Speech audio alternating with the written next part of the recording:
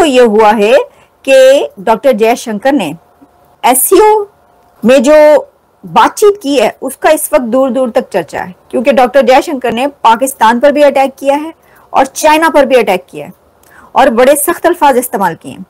मतलब जयशंकर साहब ने आज जो एससीओ में बात की है उससे तो ये इंप्रेशन देने की कोशिश कर रहे हैं कि भाई पाकिस्तान जो है ना वो कल्प्रेट है और हम पाकिस्तान में कोई दहशतगर्दी नहीं करवा रहे। पाकिस्तान डॉसियर देता है, पाकिस्तान ने कुलभूषण यादव को पकड़ा। जहां तक कुलभूषण यादव की बात है तो अभी तक तो हम उसे कोई सजा दिलवा नहीं पाए किसी अदालत से, वो तो हम करा नहीं सके। हाँ, हमने रखा हुआ है 9 साल से, अभी हम 9 साल और रख के बैठे रहेंगे, लेकिन हम साबित तो कुछ नहीं कर पा रहे। लेकिन बुनियादी गलती क्या है? इंटरनेशनल फोरम पे हमने सही तरीके से इस चीज को नहीं हैंडल किया। हम इनकॉम्पिटेंट लोग हैं, हम बिल्कुल यूजलेस हैं। लेकिन उन लोगों ने तो हाफिज सईद का साबित कर दिया ना। कुलभूषण का नाम तो यूनाइटेड नेशन ने नहीं कहा ना कि जी वो टेररिस्ट है, ऐसा कुछ नहीं किया, लेकिन हाफिज सईद का नाम है। लेकिन मैडम बात यह है कि जब पाकिस्तान की अदालतों ने हाफिज सईद को सजाएं दी हुई हैं। सर, पहली बात तो ये कि वो हाउस अरेस्ट है। एक आदमी जिसको यूएन तक ने कहा कि ये डेजिग्नेटेड टेररिस्ट है, उसको आपने हाउस अरेस्ट किया, उसको आपने जेल में नहीं डाला हुआ। वो आज जेल में नहीं बैठे हुए हैं। बात तो सिंपल सी है ना, सबको पता है कि अवाम तैयार नहीं है। क्यों इमरान खान को क्यों जेल में रखा है? जितने प्राइम मिनिस्टर रहे, जुल्फिकार अली भुट्टो से लेकर इमरान खान तक, नवाज शरीफ हो गए, बेनजीर भुट्टो हो गई, सब लोग जेल में गए, हाफिज सईद जेल में नहीं जा रहा। तो दोस्तों, आज की यह वीडियो काफी इंटरेस्टिंग है, जिसमें पाकिस्तानी एनालिस्ट कमर चीमा और जर्नलिस्ट आरजू काजमी बात कर रहे हैं। और इनफैक्ट इस वीडियो के अंदर कई ऐसे सवाल जो कि अक्सर पाकिस्तानी अपने पाकिस्तानी मीडिया पर भारत पाकिस्तान से रिलेटेड करते रहते हैं, या फिर जो पाकिस्तानी मीडिया का प्रोपेगेंडा है उसका बखूबी जवाब इस वीडियो के अंदर आरजू काजमी ने दिया है, जिसे देख सुन करके कमर चीमा अपना सर खुजाने लगे, जो कि भारत पे सवाल उठाने की कोशिश की जब डॉक्टर जयशंकर ने अभी चाइना में एससीओ मीटिंग्स के दौरान पाकिस्तान को जम के धोया। उससे पाकिस्तानी मीडिया काफ़ी तिलमिलाई हुई है और इनफैक्ट कई पाकिस्तानी यह नसीहत देने में लगे हुए हैं कि भारत जब ये बोलता है कि पाकिस्तान और इंडिया का जो मसला है वो बायलैटरल है, तो फिर डॉक्टर जयशंकर साहब एससीओ मीटिंग के अंदर, जो कि एक मल्टीलेटरल फोरम है, उस पर पहलगाम का जिक्र क्यों किया, यानी पहलगाम आतंकी घटना का जिक्र क्यों किया। तो सबसे पहली बात तो ये कि कोई भी आतंकी हमला या आतंकी घटना किसी एक देश या 2 देश के बीच की बात नहीं है, बल्कि ये पूरे विश्व की बात है।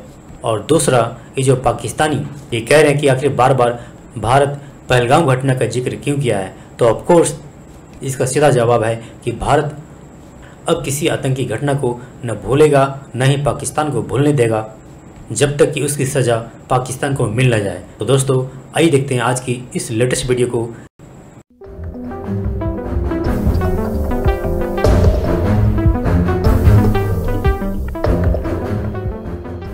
मैडम, आज एक और बहुत बड़ा फॉरेन पॉलिसी का एक समझ लें इवेंट हुआ है, जब शंघाई कोऑपरेशन ऑर्गेनाइजेशन जो है उसकी फॉरेन मिनिस्टर्स लेवल का इजलास बीजिंग में हुआ है और वहाँ पे डॉक्टर जयशंकर ने पहली दफ़ा पहलगाम का नाम लिया है। आपको क्या लगता है, ये पाकिस्तान के पीछे पड़ गए हैं इंडिया और मामलात जो है ना वो ख़राब हैं?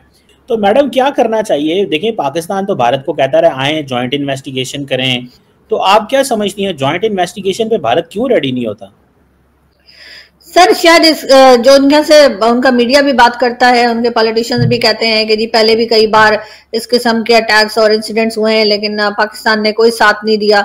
शायद उसी को लेकर अब उनको लगता है कि बातचीत करना बेकार है। तो उसके लिए आसान तरीका तो यही है कि जो बिलावल साहब ने कहा है कि बातचीत करें और यहाँ से 1-2 लोग उन्हें पकड़ा दें, हाफिज सईद वगैरह। वैसे भी आपको पता है कि अब जब कहा है बिलावल साहब ने तो अपनी मर्जी से तो नहीं कहा होगा ना, डेफिनेटली कहीं ना कहीं से परमिशन लेके बात की होगी, तो ताकि थोड़ा सा उन लोगों को भी लगे कि हाँ हम सीरियस हैं इस मामले में। लेकिन बिलावल साहब की बात को लेके चले तो, और उसके मुंबई अटैक्स वगैरह के इल्जाम भी हैं, तो भारत को देने में मेरा ख्याल है पाकिस्तान को इतना सोचना नहीं चाहिए।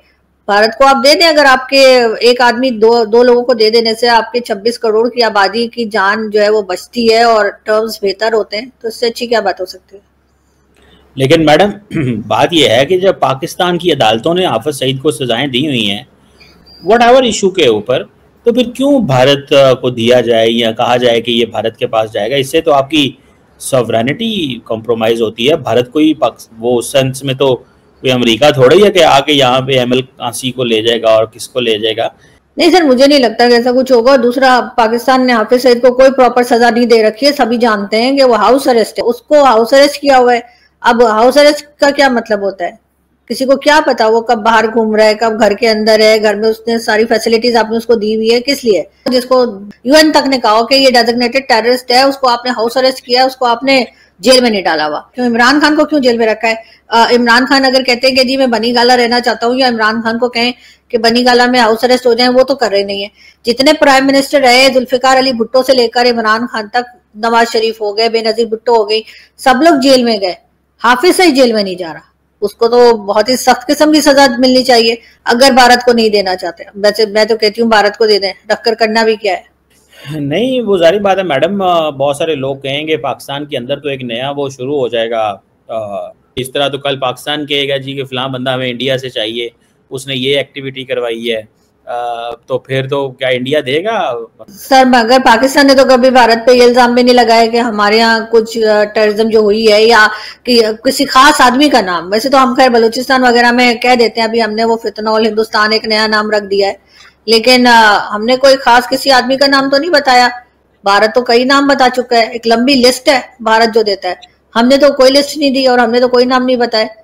तो अगर हम ये इल्जाम लगाते हैं कि टेररिज्म हमारे यहाँ, टेररिज्म भारत करवा रहा है, तो फिर हमें ये भी कोशिश करनी चाहिए कि हम भारत को एफएटीएफ में ले जाएं। उसके लिए हमें साबित करना पड़ेगा, वो हम नहीं साबित कर पाते, दूसरे लोग साबित कर देते हैं कि हमारे यहाँ से टेररिज्म भी हो रही है, मनी लॉन्ड्रिंग भी हो रही है, तो जाहिर हमारी साइड वीक है ना।